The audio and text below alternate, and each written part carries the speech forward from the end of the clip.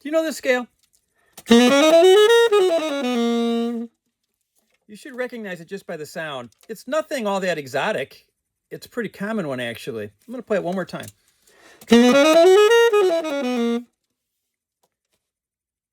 It's Locrian. It's just a C Locrian scale, tenor key.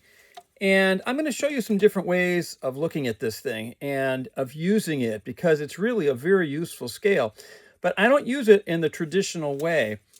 Most people would just look at it as the 7th mode of D flat major, and they'd play it over a C half diminished chord. Of course, you can do that, but there's so much more you can do with it. Okay, and I'm going to break down the scale in a different way for you as well.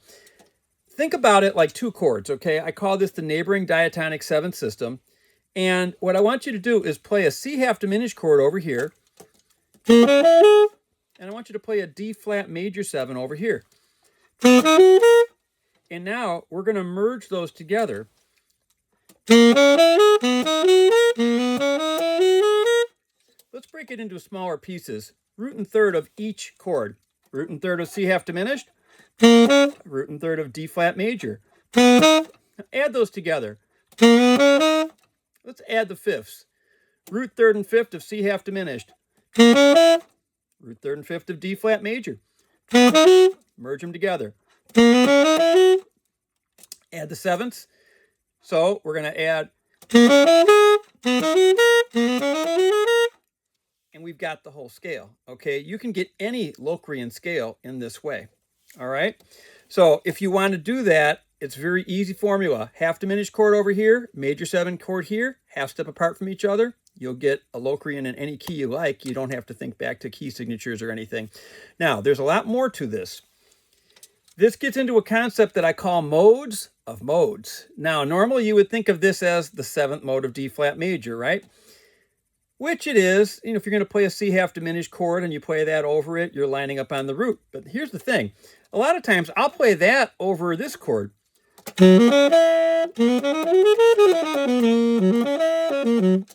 play it over an A flat 7 chord. What's the mode you would normally associate with an A flat dominant 7? The Mixolydian, right? The 5th mode. If you start on the 3rd note of that, that's the scale we just played before, known as the Locrian scale. But here's what's going to really help you with this to get what I call high mileage. Instead of just thinking of it as the Locrian scale and having it tied to the root of the key, like D flat major, think about it like this. That Mixolydian scale, that A flat, that's the 5th mode of D flat, right? So if you count up from the A flat, B flat, C, it's the 3rd mode of the 5th mode. This is how I think of it, okay? The 3rd mode of the 5th mode. It's a very simple concept, but it's very powerful because it lets you start on any degree you like. So I'll give you another example. We'll take another chord from that key system, the 2 chord, E flat minor 7. Normally, you'd play a Dorian, right? But here's what I'll do, which sounds way better to my ear. So go up an E flat minor 7 chord, drop a half step to that C, and you end up on the 13th of that chord. So I just played that chord straight down from the 13th. See what I mean? So that E flat Dorian is the 2nd mode. Count up from E flat to the C. So we got E flat, F, G flat, A flat, B flat, C. 1, 2, 3, 4, 5, 6. This is the 6th mode of the 2nd mode, aka the C Locrian scale.